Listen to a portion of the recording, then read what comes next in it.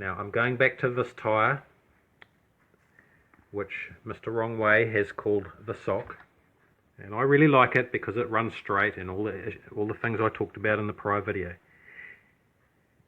Something to note, of course, when putting a tyre on is to get this little edge here to line up with the rim perfectly all the way around, and often it lumps up where the valve is, and by pressing the valve down and inside the tyre you can sort of work this tyre into a perfect position, so when you spin it, it's correct all the way around. So that's important to get right, otherwise you'll be bouncing along the road, of course. Now with this tyre, I have gotten very sick of having flat tyres, and so I have double tubed it. I put one tube inside another tube by cutting the inside of the tube all the way around and just putting a tube inside it. So it's double tubed, and also I've slimed this tyre. Now I've used double the amount of slime, so I've double slimed it as well as double tubed it. So it's rock hard now. I did get a flat the first day out riding this street tyre, but that's not its fault. You can never tell when you're going to get a flat tyre.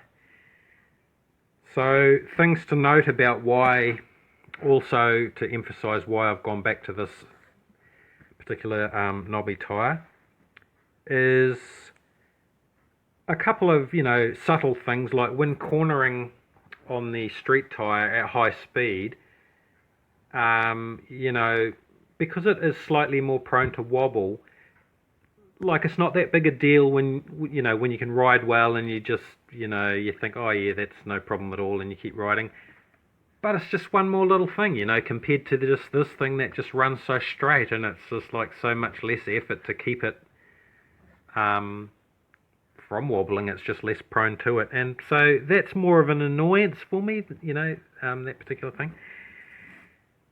But something that really sold it to me was on a recent ride.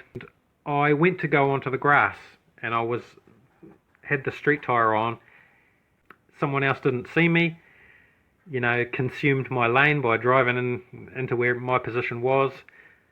And I looked at the grass and I thought, oh, I'll just swerve up there, and then thought, well, no, this tyre isn't really very good for that, and I already know it's a bit squirrely on the grass. It's not really made to go on grass because it is a street tyre.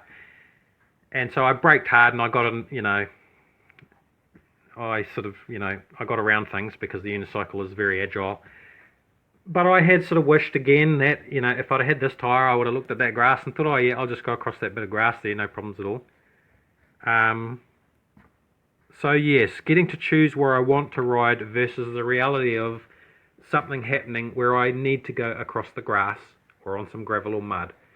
Could be dogs, could be a vehicle, could be anything. And so hence I have gone back to this tyre. And there you have it, folks. That's my analysis of street tyre versus knobbly tyre for the electric unicycle. Alrighty, thank you.